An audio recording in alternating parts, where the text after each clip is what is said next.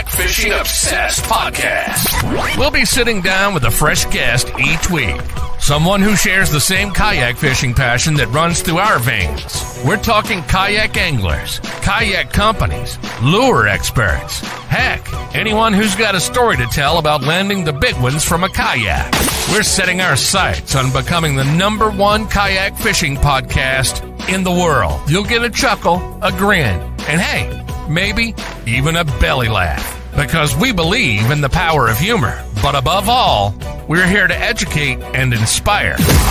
So, whether you're a seasoned kayak angler or just dipping your toes into this exhilarating world, join us on the Kayak Fishing Obsessed Podcast. It's time to reel in adventure, camaraderie, and the joy of the catch. Here's your host, Darren Wendell. Hey, everybody. Welcome to podcast episode number 44, brought to you by the Wendell Fishing YouTube channel.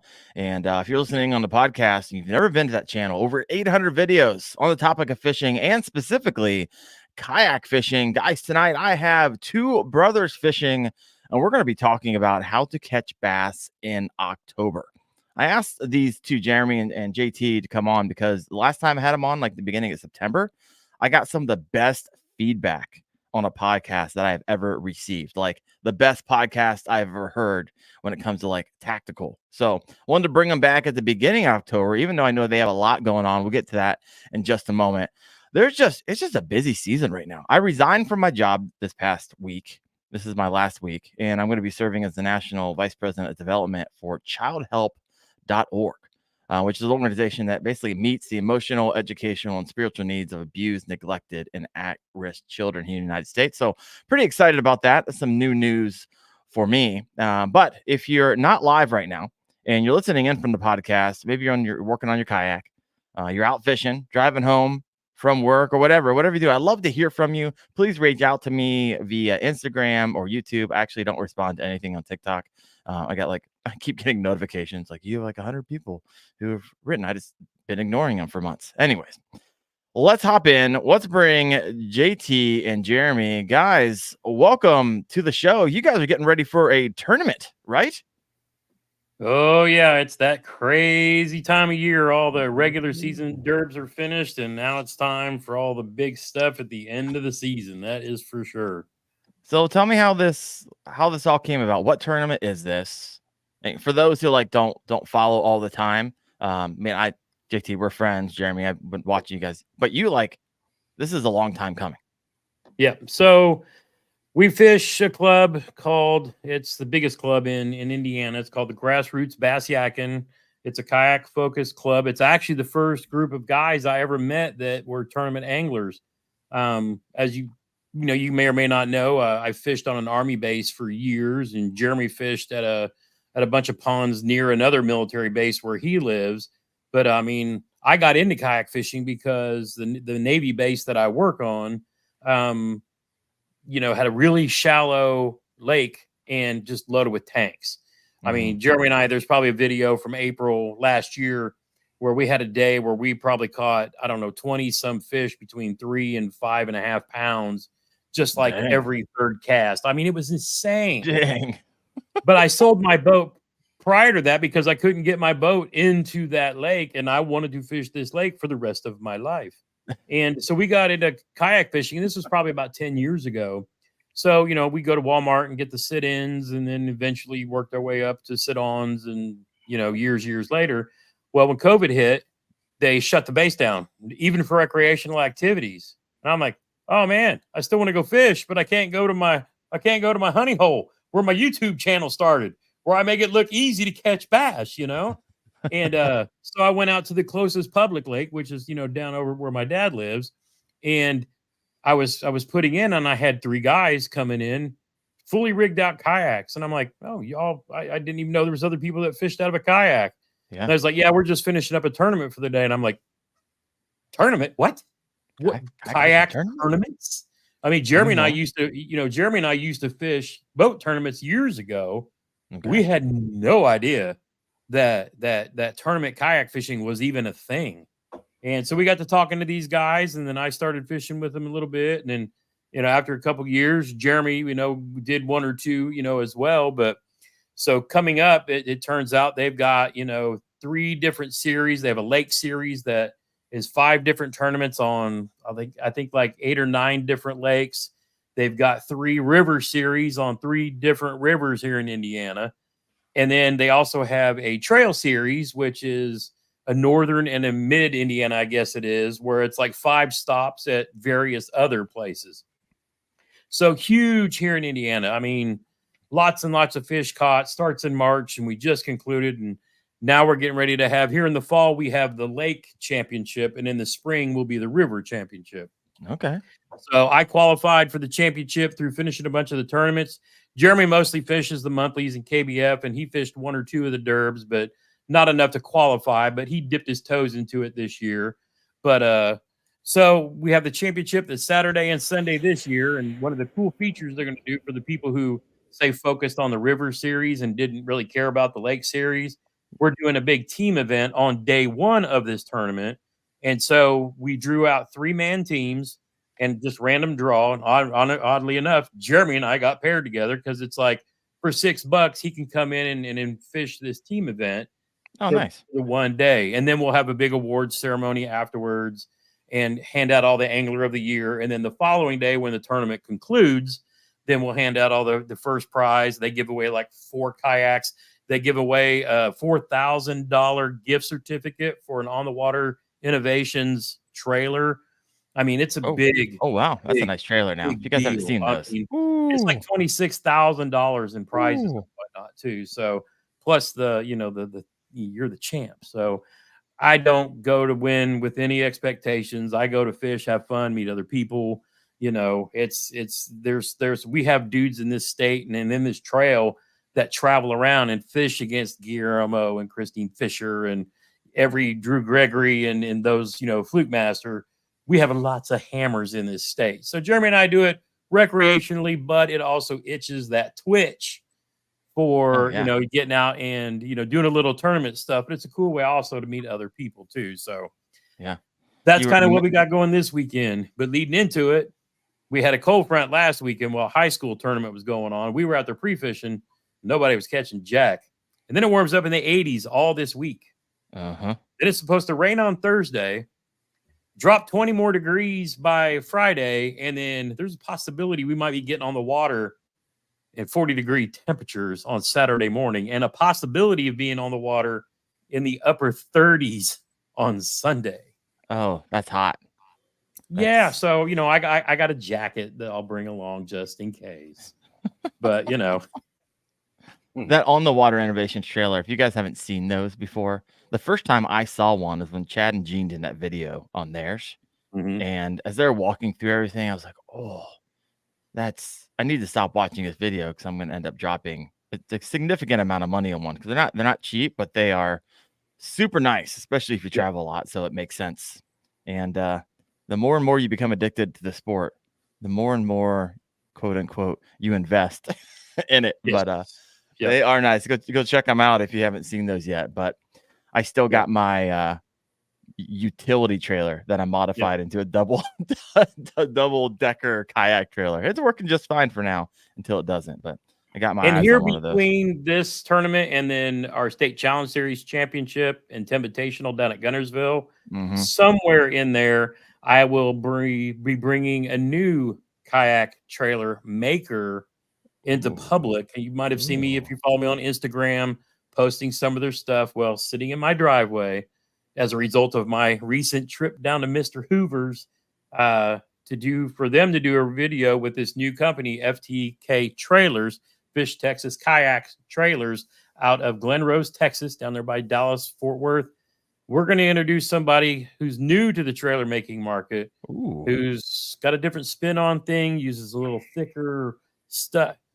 It's going to be nice, but I've had some of my. I didn't have him build it and completely out because I had some mods myself that I wanted to add to it, and I'm working on those because I've got the Old Town kayak with the trolling motor. I wanted a big. There's only a certain size box that you get to put on front of them. I want us to be able to store the motor, but I'll cover all that too. But we're going to be introducing a new kayak trailer maker here in the very near future over on my channel too. So I saw pictures of it, and yeah, it definitely looks different, and I like it.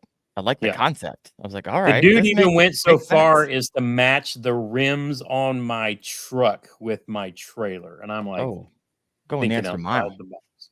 So Going out yeah, extra mile. Okay, so I got a question for you. So you're getting ready for this tournament, right? This is kind of a segue in tonight's theme, which is really just diving in to October. What are the fish doing? So with everything you said when it comes to weather, right? You had, I mean, the smorgasbord of weather over the past week and going into this weekend. What are you doing with your pre-fishing strategy? What's going through your mind? Because in the green room, Jeremy, I'll let you start it off. We were talking, and you've been up since the butt crack of dawn this morning. Just well, I'll let you take it over from here. Well, yeah, I got up this morning at 3:30 and just started doing research. I know this time of year what I'm looking for is the grass is starting to die with the cold weather that we had come in, and I've noticed as the grass starts dying, they'll first move into the greener grass, but then when that's gone, they go to wood or rock. So what I was trying to do is find where the thickest vegetation in the area we chose to fish is, and then in hopes of finding a little bit of grass still a little deep. Like JT found some the other day, and I was like, oh my gosh, that's worth more than actually catching fish for me pre-fishing, dragging in that grass, bringing it up. So right now, Indiana's it's in a funk, but so knowing where they're going and what they're doing as you follow them, that's really where you have to start. Yeah, I don't know how really to explain it best, but once you figure that they're no longer in the grass, you know it's rock and wood, and then you got to find what has rock, wood, and all the other components that they're looking for: access to deep water, bait fish. So you have to mix all that in with the weather and everything else. So I always tell people, if you have to choose between rock and wood, I prefer wood first. If they're not on wood, go find the rock. You'll find them because in 2 weeks the fishing's going to be phenomenal. Everybody will be out just whacking them. I told my neighbor lady today, I said, in 2 weeks I could take you out. You've never fished, and you'd catch a ton of fish. It's because the baits are not necessarily so important during that part, but for me, it's this transition from late summer into the fall when they just disappear. The bigs go somewhere. I mean, I'm on a lake that I've been catching 19s consistently every day. And then all of a sudden, 13s, 14s. Where do they go? Yeah. And that's the trick. You've got to follow the steps and find them. So with these bass, the transition right now that they're in, JT or Jeremy, I don't care which one. So walk me through, because we had you back last month, and you gave a lot of you changed over your baits. Jeremy, you don't use rattles anymore. In fact, you use specifically almost the same thing. Has that changed? Are you still using that same strategy throughout October, or do you switch over to the hard baits, which you see a lot of anglers switching over to right now? I do half and half. Oh, okay. That's how I approach it, because I have a 10-inch worm rod that's tuned, ready to go. And then I have another one for a 7-inch. 10-inch has a rattle in it now. 7-inch doesn't. One of those two baits will catch my biggest fish this weekend. I guarantee it. But I have other baits we'll talk about and why I'm going to be throwing them too, because it all kinds to go together now where, this is the most important time where baits and the method that you follow is a little more crucial. So JT, walk us through like what bass are doing right now in general, and speak for Indiana, right? And Ohio, because I'm kind of the same Yeah. here. What did they just get done doing? And what are they doing now? And what are they going to be doing through October? And then once we start getting to November, it's like it's almost like game over for us up here in Indiana and Ohio. Yep. So unpack that for us. So, I mean, for me, it seems like this year I never know what these dang things are doing. It's really it's body by body. You know, any place I go, you know, whether it's clear or stained, a bigger body of water, a smaller. Because I went fishing Friday, and I went to one of my favorite places this year where I hadn't done a whole lot on, but I didn't have a whole lot of time because it was my wife's birthday. But I mean, I had an idea that they would already be pushed up shallow because, again, this is a smaller body of water. The place where we're fishing, Patoka Lake, is a lake. It's the second biggest lake in the state. Again, it's one of those that gets hammered by tournament anglers over and over. I mean, it's just super busy, super huge. For the most part, a clear water lake, lots of grass, lots of rock, any kind of thing that you want to fish, you can find it. It's finding the fish. It's the fun part. And, you know, but like I said, on that Friday, I was like, man, they're probably going to be in the shallow. The water was pretty stained. The sun was beating down on it. I got there about noon. I had from about noon to 3. And I was picking apart outside grass edges, throwing a chartreuse and blackback crankbait just to see who was doing what. I also had a dark, full-sized D-bomb, Missile Baits D-bomb that was in black purple magic.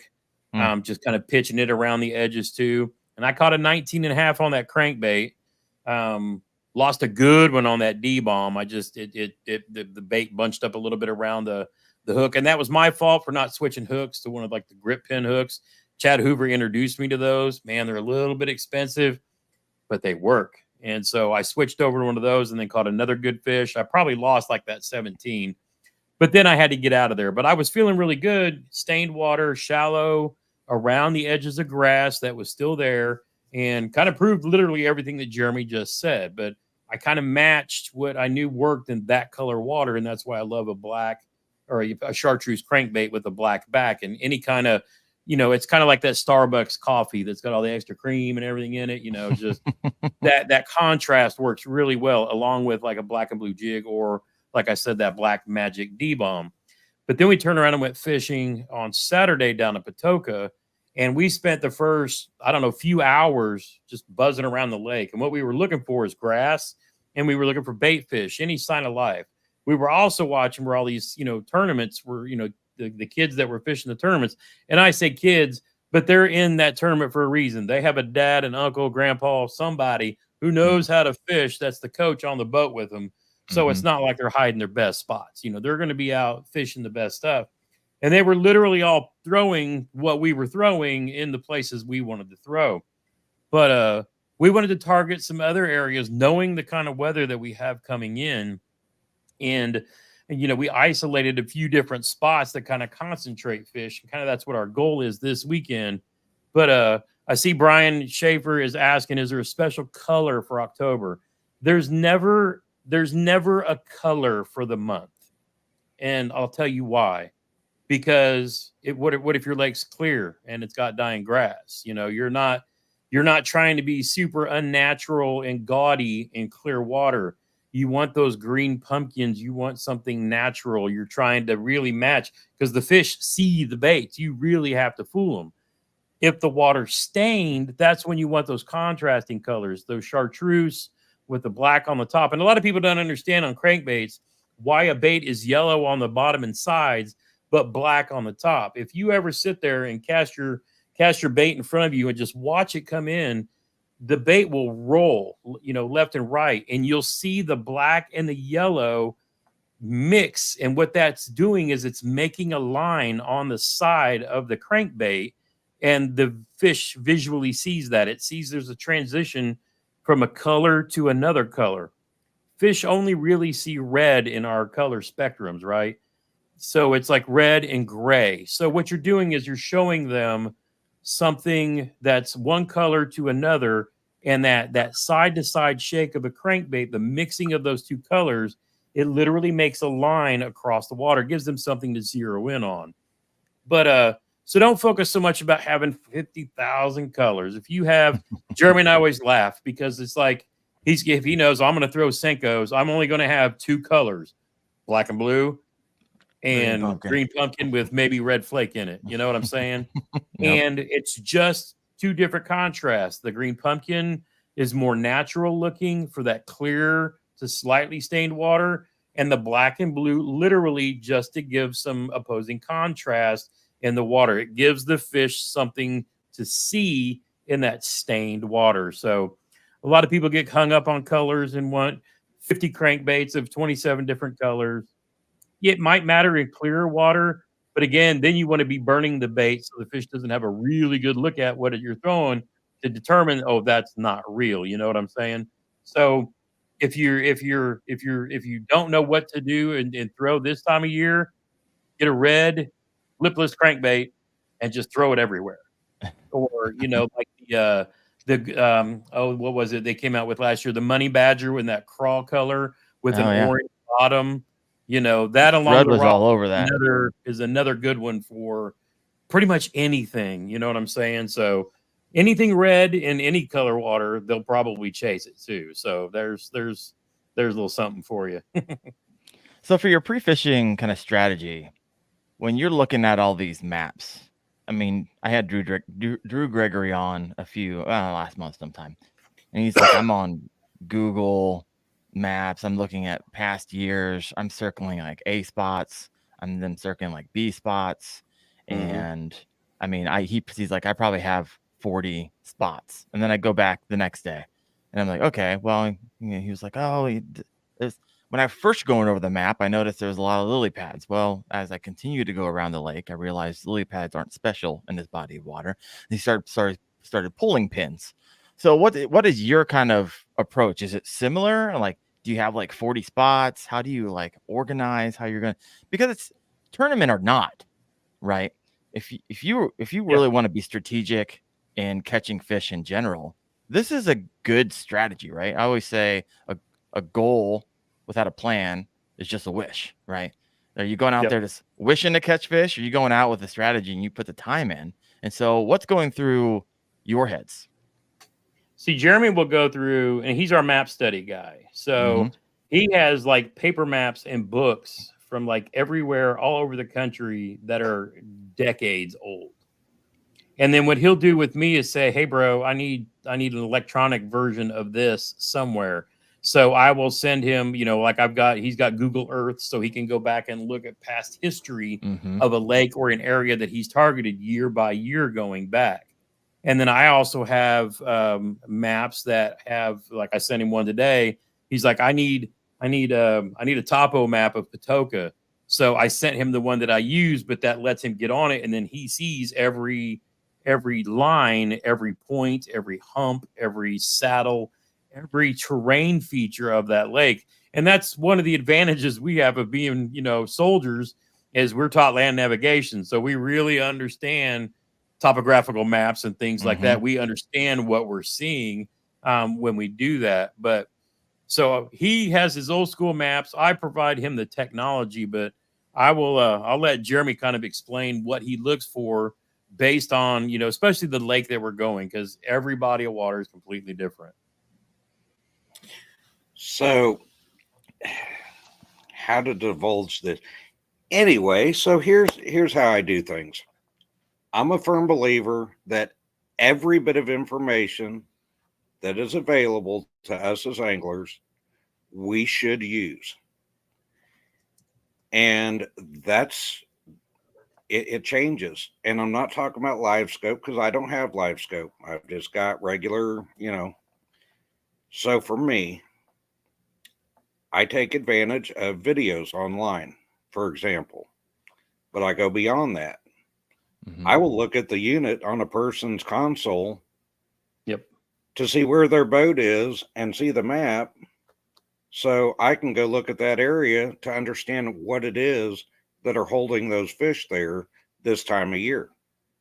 So, for example, if you see a video and a guy catches a 7 or 8 pounder, same time of year, you're going to be on that lake. Look for those things. Either look at the the shoreline and try to identify the area that way. And the reason I say this, I'm not looking for his spot. I'm looking for what is in that area that's holding big fish. And then I take that information and I apply it to where I already know I'm going to go. Because like today, one of the examples, it was the north end of the lake. We're fishing a completely opposite side. And so I took the information I got out of all that and I compared it to the topo map that JT sent me. And I looked for very similar conditions in water depth, what the structure is, how close it is to a creek channel, all the factors that were in that northern end of the lake. I found 2 spots that I can confidently go to this weekend and know that there should be big fish in that little area. So I just narrowed it down to a very specific set of parameters, sort of like Drew Gregory does, where he looked at the lily pads. Well, that's not a factor, so he pulls the pins. Basically, I'm doing the same thing, just using all the data I can get and then comparing that to my old maps. So real quick, if you're listening in right now, let us know in the comments. Do you have a pre-fishing strategy? Like, do you go to the maps? Do you do this every time you go to a new body of water? Even if you don't tournament fish, most people don't tournament fish, right? On average. And so, do you do something like this? Let us know in the comments because I want to know. Or you just go out there because, hey, you know, every week I get to go fishing on Saturday, and I just go out there and have a good time, and I haven't delved this deep into it. And we'll come back to those comments here in just a little bit. But thank you. Anything to add on that, JT? No, I mean, we've been doing this together for so long. It's even if we're fishing solo, we kind of do the same thing. I mean, it's just the way we go. I mean, it's hard a lot of the times because, with gas prices and things like this, even if you're just going out to fun fish, you want to try to maximize your time on the water the best you can. And I've done some videos on what we're talking about as well, using your technology and other things to kind of help you out, and maybe make things a little bit easier too, because I've shown people using Google Earth, especially if you're bank fishing, you can go back and find places where the channel swings in near the bank. And that's an immediate advantage to fish, because a lot of times if you have a channel swing in near the bank that you're going to be fishing, that space between the channel and the bank will often be loaded with bass, because the bass will come up out of that channel, push the bait fish against the bank, and you're right there throwing your chatterbait or whatever right in front of them.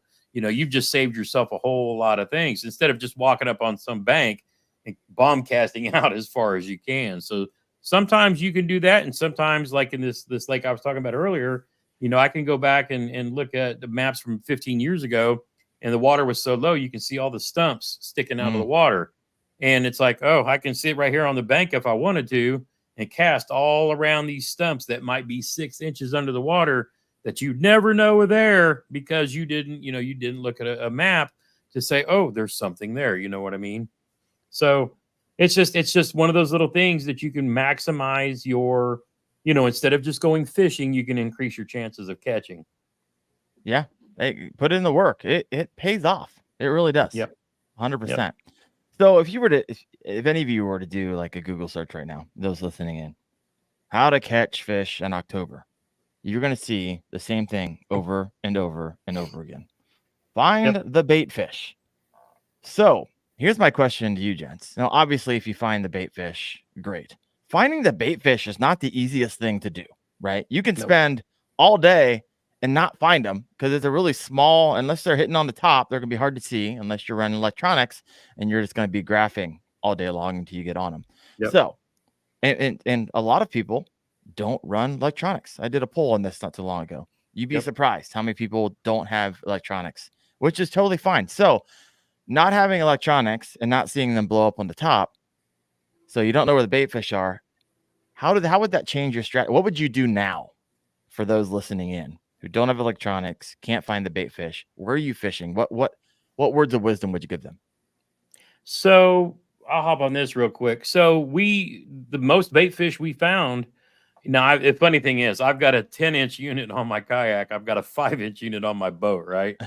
So we're rolling around and we see balls of bait fish out in the middle. But the problem is, this is where all the pleasure boats and the big motor boats and the houseboats are still out there. So we're like, we're not going to fish, we're not going to be out here on Main Lake. It's just one of those things. Like we know this weekend somebody is either found them or we following them or we'll find them. It's just the nature of the beast, and whoever that is, we'll probably smack them unless it's 30 degrees, and then we'll see what happens. But we decided to play the not chase the bait fish game because we couldn't find him. I mean, we were out airing the boat out and burning up some gas just because I wanted to get some gas through the motor because is that the second time I've been out in it all year? Probably. But, we wanted to burn some gas through it and cover some water.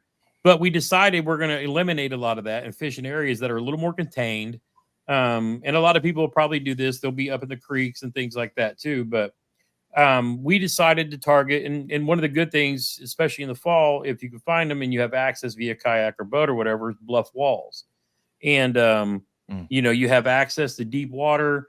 The fish can be sitting, if you're fishing off a bunch of bluff walls where the water nearby could be 20 feet, and then you might have a shelf that's like 3 feet right next to the wall, or you might have a shelf next to a bluff walls where it just drops straight down, and it could be, 10, 20 feet deep along that whole drop off.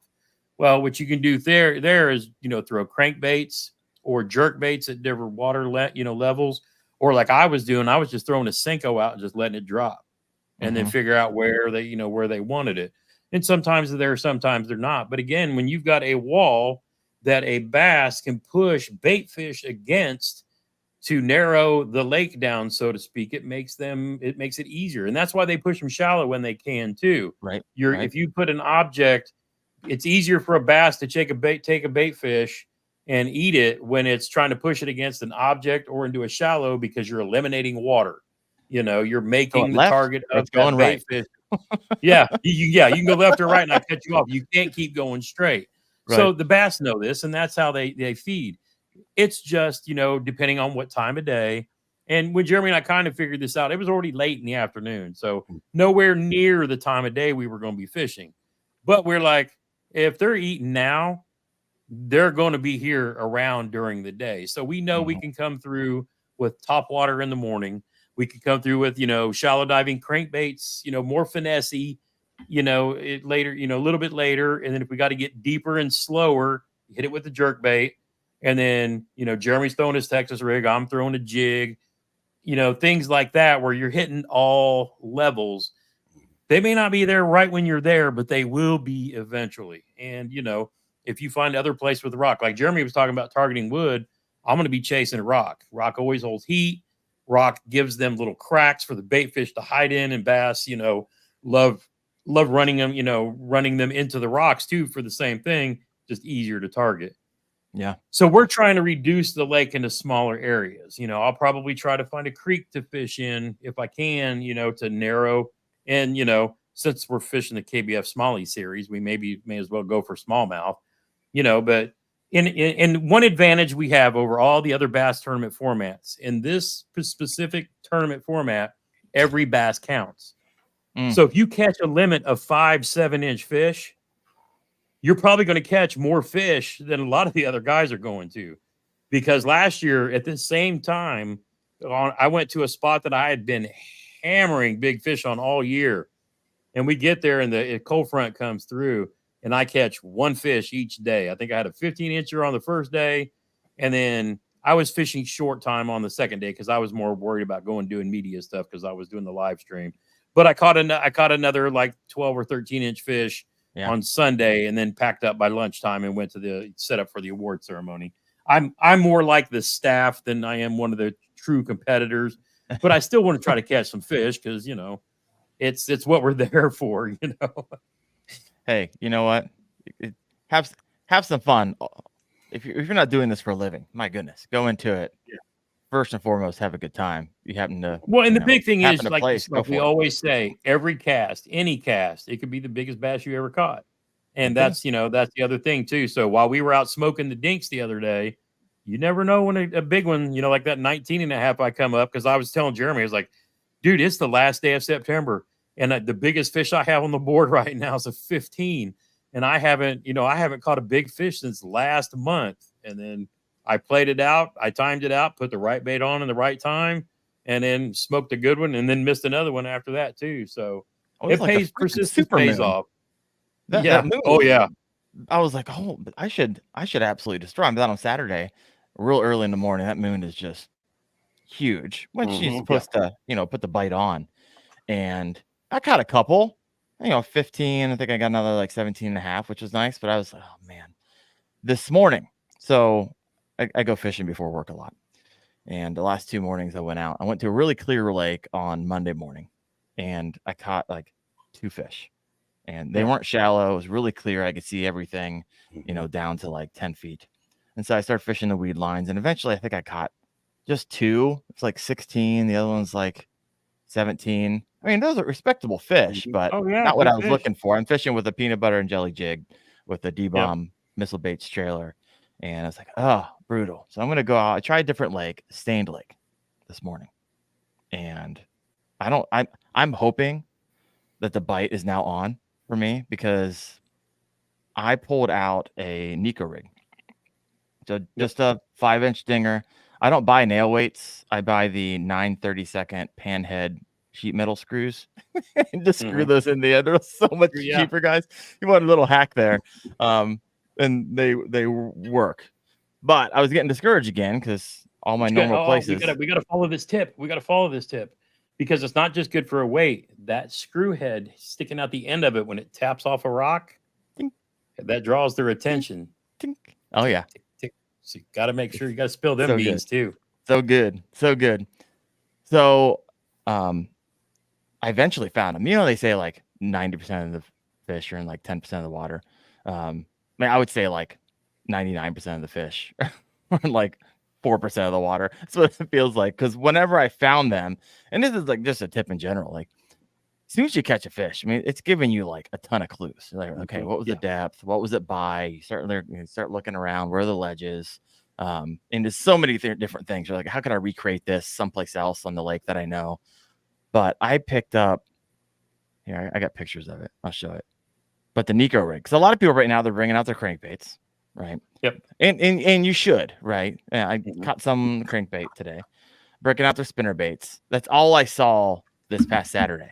All the boats, all I see is spinner baits flying through the air. Spinner bait. Everyone's throwing spinner bait right now, and I have one hooked up. I just haven't had a lot of luck with it. I have a jig hooked up as well, but I throw this Nico on right next to a lily pads, right near some deep water, within like 2 flips of a tail. Bass can be in 12 feet of water, and I'm like fishing 6 feet right on the edge, and I get 2 fish within like 5 minutes. Here's the first one. This one's, where'd it go? Is it showing? It's not showing for me. Well, it did for a second. There it is. Oh, I don't see a thing. Well, all right, there's the first one, and then followed up with this girl. Oh my! Oh yeah, on the Nico. So yeah, don't forget about your soft plastics right now is really what I'm trying to say here. A lot of people are like, they retire them right now. When October hits, they're like, oh, hard baits. Keep your Senko on, put in a nail weight or a panhead screw. And man, that was just this morning. So that had a big belly on it.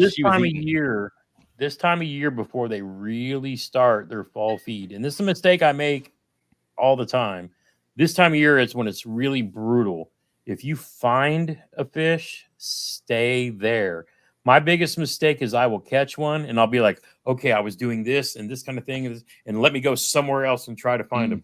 No, stay put for a while because there's probably going to be more there. That is the thing that kills me more than often. And I try to go replicate that somewhere else because it worked instead of fishing the fish that were there. That way you always hear it said, don't leave fish to find fish. And I am notoriously bad about doing that. He yells at me all the time, bro, why didn't you just stay there? Because I got to go find more fish. No, you don't. You found them. Stay there and fish them out too. But the other piece of that too is the key thing about that Neko rig is right now, if they're not chasing yet, if they're not murdering your spinner baits and doing that, they haven't started that true fall feed yet. Slow. Jeremy will drag slowly that, and you tipped off one of the baits that I was, going to be throwing this weekend, but it's right here on the old. But yeah, I mean, like you said, just stick a nail in it, and you can use the same Cinco and just be slow, and until they really start firing up that metabolism, knowing, and these cold nights, they're going to bring it. I mean, after this coming weekend, like Jeremy said, the best fishing in the state is probably going to be in 2 weeks, probably about the time we're down at Gunnersville chasing, fish down there. Yep. And, then we'll come back home before Knucklehead and smack a bunch of them and then go back down there too. But yeah, so for right now, and if you find them in the creeks and they're feeding, bust that spinner bait out, your chatter bait, buzz bait, and hang on, because they're going to kill it. If they're not there yet, slow down. Texas rig, creature baits, Jeremy throwing his worm. Of course, he's throwing his worm because he always throws his worm. Always throws the worm. Yeah. Drag a jig, or swim a jig, just kind of figure out what they want. But once they start that fall feed, it's just cast and hang on. Get ready to go for a kayak ride because you're going to be circling around all over the place. That's the best. Oh, I tell you, last year when I came back from, we came back from the Kayak Bass Fishing National Championship in, I think it was early November. I went back to this place, and I had 5 fish I uploaded that one day for the monthly because I was running out of time, and I had like 2 or 3 19s and 2 18s in the one day. And it was like I came in like second or third in the state just from that one magnificent day, and it was all on chatterbaits or buzz baits, just exploding. And that was, and then we had ice the next weekend. But I mean, it was great. But it's coming. Yeah. The end of October will be so much better than the beginning of October. Kind of like September was. September sucked for everybody. But if you get out there enough, you can find them in the middle of the day. But you're going to find now is when they're more doing stuff in the morning or probably the evening. It doesn't seem to be that as much of that midday bite as much anymore. It's not for me. Once you start getting to like 11 o'clock, like bite's over, and it's been over for about an hour since like 10 o'clock for me. But back to your point, don't leave fish to find fish. And everybody, I think, is guilty of this because if you do a lot of research right now, a lot of people are going to be telling you, be on the move, be on the move.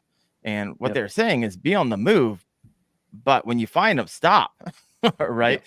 And so you're on the move to cover a lot of water to try to find out where they're at. You're throwing your spinner baits, your crankbaits, trying to cover a lot of water. Because when I caught those 2, I probably caught 10 other fish over the next hour in that exact same space. So some of the biggest days that I've had ever were I caught a fish, threw right back in there, instantly got another bite, and then it's just like it's on. I had JT on the phone. I'm throwing a drop shot in 2 foot of water just to see if I can catch fish with it. Every bait I was throwing, and it didn't matter. Chatterbait, I don't throw it. I threw a chatterbait, and I caught a chatterbait fish. I'm like, holy cow. So when you find fish, stay on them. Just catch them. Yeah. I would head over to the comments here. I asked a few moments ago people to kind of chime in of what they use for their pre-fishing strategies. Trevor Wagner, maps, Google Earth, look for videos of the lake. That's kind of common. He said, I like it when there's a reservoir and you have a map of the land prior to it being filled.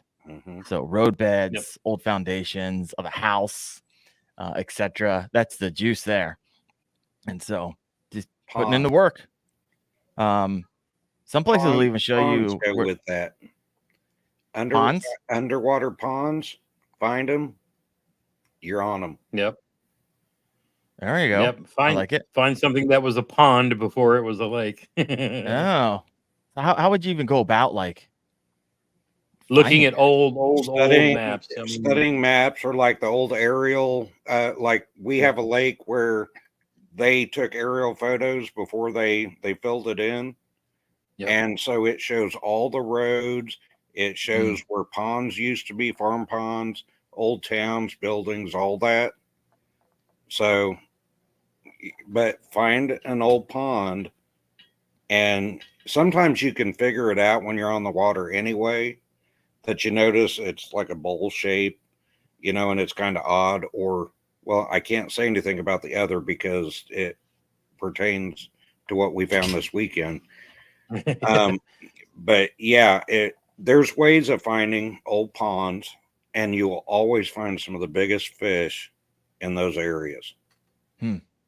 Still hanging out there. Here's a question for you, because I posted a photo of Magdraft catch, and JT, you commented on it on Facebook, because a lot of people are like, right now into October, all you're hearing, once again, how do you catch bass in October? Clickety clickety clack on Google. Yeah. Size down, size down, size down. Yeah. Use Finesse smaller bait, worms, smaller worms. Yeah. Yeah. Yep. So what's your thoughts on that, both of you? Oh, we were throwing the glide baits too. Because, I mean, regardless of what's going on, if there's a big fish in the area, and don't get me wrong, we're both going to be downsized fishing a majority of the day. We will both have probably a Magdraft nearby. I don't think I'm going to take my glide rod, but I'm definitely going to have a Magdraft just because I want something that's in between the glide, but still bigger than standard too. So yeah, when I'm done throwing the jig or something, the glide or the Magdraft will probably get tossed around in some areas as well. Just because. If I get 5 little ones, then I'll probably upsize and then try to find somebody bigger. There you go. Use your 6-inch or 8-inch mag. I throw the 6. I mean, since we've got the Shads that are bigger, but I'm just looking for something to upsize a bit, but not go overboard. Now, if I'm down there in Texas, or if I'm in Texas, Florida, Alabama, down south, they can throw those tanks. Yeah, for sure. Jeremy, what do you think? I know what he's going to throw, and he probably ain't going to say it. I mean, yeah, you can be cryptic. You guys are going to a tournament. We'll respect that. Well, I do downsize on one level, but then again, I upsize. So a lot of people right now will throw the little kayak paddle tails on a underspin. I go with a shorter, fatter paddle tail on an underspin. It's smaller, but it has more action, I think. And this time of year, I can match the hatch a lot better by cutting off the tip of the little paddle tail until I got the right size to match the hatch. So what do you do again? So I take a paddle tail, and when I figure out what size the bait fish are, I'll start trim cutting. The tail. Yeah. All right. So that's pretty much my fatter instead of the skinnier kitex. And then, like I said, you never know. There's a period where they go to the 7-inch worm. That's the only thing they'll bite. And then here in about 3 weeks, that 10-inch worm for me will be money. I won't throw anything else from after we get back. The only thing I'll be throwing is a big glide bait and a big worm. You and your big worm. That thing comes out and it never goes to sleep. Dude, if I showed people pictures of the fish I've caught this year, 98% of the fish have come on that. And it's because you fish it 98% of the time. Well, but they're big fish. I'll give you that. I do. There are things like rattle traps I could catch smaller fish on. There's a lot of baits I use just for fun fishing. But when I'm looking for bigger fish, it could be anything. It could be hopping it on the bottom, letting it just dead sticking it, or swimming it. You know how many fish you catch swimming a 10-inch worm around lily pads? I mean, they crush it. And that's all year long. So I just apply what I know when they're feeding. I think it's less about the bait you're throwing and being in the right area with a lot of fish, because then they're competing against each other. You'll see a lot of people doubling up. You ever seen a guy throwing an A-rig and catch 2 fish at the same time, you'll see a Mm-hmm. lot more of that right now than you do the other times of the year.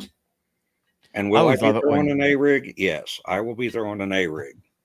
I always love it when you like I was catch going to it. ask if you're actually going to take one. Yep. Nice. I always love when you like catch a fish and you see another one like come at it.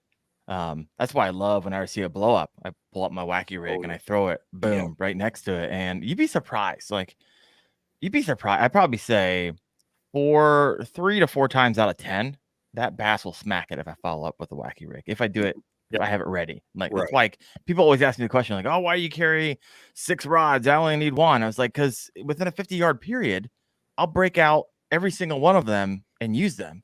Yep. And I don't have time to sit there and retie knots. A lot of times that opportunity is gone by the time I change out that particular lure. But all right. There is a really good question. If for a quick segue, since we talked about colder weather coming in this Yeah, go for weekend, it. and Jeremy would be a good one to answer this. But Patrick Fahey's message at 9:18 about dry suits and so forth, that would be There a we go. really good Jeremy to kind of cover, because I'm a polar bear, so I might be in a light jacket, but Jeremy, because of his arm condition, has to stay a little warmer. So talk a little bit about cold weather, how you prepare, Jeremy, because we had to do this last year when we went to the NC because we kept having those winter-like conditions in the middle of October. Well, here's the question before you answer it, Jeremy. Okay. It says, winter is coming. Winter is coming. Do you guys wear any dry suits or semi-dry suits for fishing below 50 degrees? No, I don't. Yeah. Oh, you got to give us more than that. Come on. Okay. Your rationale. Motorcycle jackets that are heated. They're very lightweight. They fit under your rain gear. They come with a big battery, and the sleeves are heated. The front's heated. The back. My core stays heated the whole time, and it's got a little button where I can change the amount of heat. So I just set it and I go. That battery lasts all day long. I charge it just like I do my electronics batteries. And I was out in 22-degree weather and was just toasty as could be.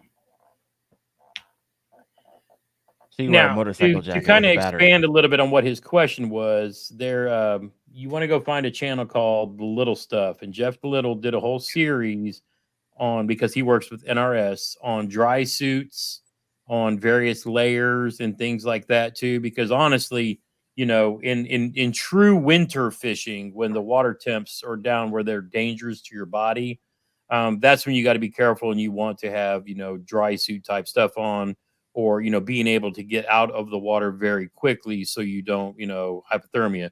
And I know Darren's done some videos on these as well. But you want to choose carefully what you take and where to, but you also want to have a kayak that you really don't have to worry about that as much in. I am in winter conditions. I'm not going to be out on a river in true moving water where it's more likely that something can happen versus being on a lake or a pond where the water is a little more still. You're less likely to come out of the kayak. But as far as just cold, you're talking about cold weather versus cold water. So Jeremy has to keep his core warm for his arm to operate, and he wears a sleeve on it under his jacket as well, so he can layer. I'm a polar bear, so I could be out there in a pair of Wrangler pants and a long sleeve fishing shirt and a jacket, and I'll be fine. I mean, people looking at me last year when we were fishing, and there was ice on the water, and I'm out there in a jacket, but it's like, the water temp then wasn't that cold. It was just the air temp. But, you have to layer, and I don't do the whole flannels and this and that. You want stuff that's going to dry quickly if something happens, or at least as quick as possible. Mm-hmm. So even if it's a jacket that I could take off and throw on something else, I wear fishing shirts that will dry pretty quickly versus, we do wear our NRS neoprene boots to protect our feet and legs. And, because you want to keep warm your core areas. You most lose heat the top of your head, your hands, and your feet. The rest of your body, the core itself, does a pretty good job for that too. But you protect those areas where heat escapes the most. You can stay warm. Jeremy pedals, so he's often warm anyway, just from fisher sizing. And then me out there, pushing the button on the remote. That's fine because, like I said, I'll be up in a deer stand in 20-degree weather in light pants and a jacket, and I'm fine. That's just it's not from being hot, skinny, or fat or whatever. It's just the way your body nature is. Either you like hot weather, you like cold weather. He likes hot weather. I'm a polar bear, and we just we know that, and that's just the way it goes. I'll reiterate. Because I did a video and did a bunch of research on this. I would think there's a video is called "Life-Saving Gears Should Be on Your Kayak," and what people underestimate is what cold water will do to you, and how little time you have before you start losing body function and could go unconscious. I mean, and I'm not talking about you're out there floating in the water, can't get back into your kayak. Let's say you got wet and you're 30 minutes from the boat dock, right? And so don't underestimate that for sure. Dress to swim is kind of the way to go here, especially in your own body. People down in Texas are like, what are you talking about? It never gets that cold. But up here in Ohio, I mean, it became real to me. My dad and I were fishing early in the season, and we were probably 20 minutes from the boat dock, and he got wet, and I had an extra jacket, which is nice, and I actually towed him back. But I was just thinking, if my dad was out there where we were at, which is the furthest away from the boat ramp, that could have been dicey. It really could have. And so don't become a statistic there. Let's go tactical the last few moments that we have together. If you have a question for JT or Jeremy, go ahead and throw that in the comments and we'll circle about that and finish up on those. Army Outdoors says, hey, what's up, fellas? Still hunting for my first California bass. Going to hunting this weekend for sure. We miss you. Miss you, brother. Thanks so much for being a member of the Wendell Fishing, and I believe probably Gramps too. I believe so. I'm not sure, but yeah. So love all the support, as Gramps says, and I said it all goes back in the channel. We're not making any money on this, not at all. No. Bassin with Big Malone says, "Hey, as Debo says, always bring an extra pair of clothes with you." Yes. Put it plastic if you're carrying it on the yak, or along with one of those little thermal blankets in case you have to get to shore to help kind of. And a fire starter. They have a little kit that you can put in a dry bag with your extra clothes. And that way you got tinder. You just grab some sticks and whatnot. Boom, you got a little fire. If you have to get to the bank and dry, change your clothes. Better safe than sorry. Alan Gaines, MMA. Here's a good question for you. I know Wendell hasn't tipped yet. That is true. Yet is the key, because it will happen as much as I fish. But has it happened to you guys? And if it was there anything you could have done to prevent it? I know Alan, we've been going back and forth on the channel. He's kind of newer to kayak fishing, and he's falling in love with it. So any words of wisdom there? I'll go first, and then you can tell your story. How's that? Because you were with me. So you know how you like seat risers on your kayak? Well, I thought I was going to be clever and make some of my own out of blocks of like 2x4. Ooh, I'm going to rise my seat up a couple inches. Then I'll just restrap my seat backs down and I'll be good. So I'm sitting there probably about 4 or 5 feet off the bank. And I shifted my weight to the left a little. One block went over, the other block went over. I went over, the kayak rolled because it threw me over. I don't know how many rod tips I broke. I mean, dumped everything. Didn't have anything leashed, but we were right next to the bank. But I was probably in 5-6 foot of water, and so it was shortly after that I learned about awesome accessories from Navarre Fishing and Yak Gadget and all these guys who actually 3D print stuff. And then I decided after that, you know what? The seat position is perfectly fine where it is. But I mean, a lot of people think that, they go out and buy a kayak and they're like, oh, I can add a seat to it myself later. No, if your kayak was meant to have a seat that's not the little padded cushion with the little padded back, and you want a lawn chair, you should have bought a kayak with the lawn chair already in it. Don't try to go get one and put it in it. That kayak wasn't made to do that. And I was trying to do the same thing. I was trying to modify stuff for something really I didn't need, but I'd seen other people, seat risers, it's so much better up here. No, I'm a little bigger. I'm a little more round. I cover more space in the 37 inches of the kayak. I need to stay confined in the kayak. Because as Bearded Paddler says, keep your head inside the kayak, because once it goes outside of the kayak, the width, so do you. And that's what happened to me, being stupid, trying to put seat risers. It's something that really didn't even need it. Right. Jeremy's got a story that was in a little bit older kayak, but his was a little more traumatic than mine. Well, really quick to your story. I was actually just doing a video on the water today talking about seat risers and that very thing, right? They're not designed to go up an extra inch or 2 inches, right? The higher you get, the less stable it is going to be for you. And so keep that in mind if you want to do that and when you want to do that. And if you guys didn't hear the Bearded Paddler, we went, I think, for the longest podcast on the KFO show just a couple of weeks ago. It was like an hour and 45 minutes, but he brought the juice. So he manages one of the largest kayak stores in North America. And so he sells this thing every day. And so he also has a channel, the Bearded Paddler. Go check him out. But we're going to have him back on.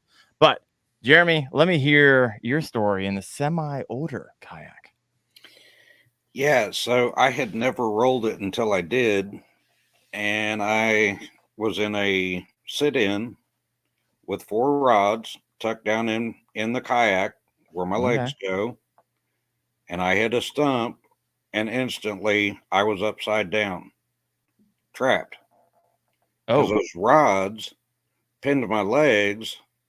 So I had to actually physically pull those rods out while I'm upside down, holding my breath to get my feet out. I lost almost everything that day. My phone, my glasses, rods, everything.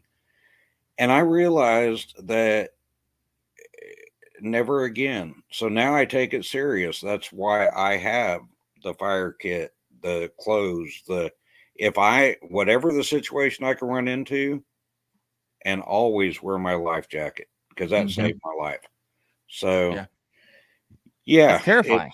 It is, because it happens so quick. There was no, oh my gosh, what it was. I'm upside down. Why can't I get out? So I always tell people, don't take more than you have to on your kayak, because that's where things start going bad. You know, the bigger kayaks, you put too much stuff on it, you get into waves, what's it going to do? Yep. So use common sense when you're loading out your kayak. Yeah, for sure. And you said you lost everything. Almost lost your life, which is crazy. Yeah. I keep hearing, guys, as someone, and JT, you probably have this too. I can't tell you how many comments I get like every month, and people share a story with me. And the story is about how I would have lost my life if I wasn't wearing a life jacket. And they're not like, oh, I tipped my kayak over, in open water. And, it's like, it's always the compounding of mistakes that gets them into a scenario, and it happens fast. And I just had it happen this past week. Like, I was on the river, this happened, and this happened, all random, but all happened at the same time. And if I didn't have my PFD, I wouldn't be writing this comment today.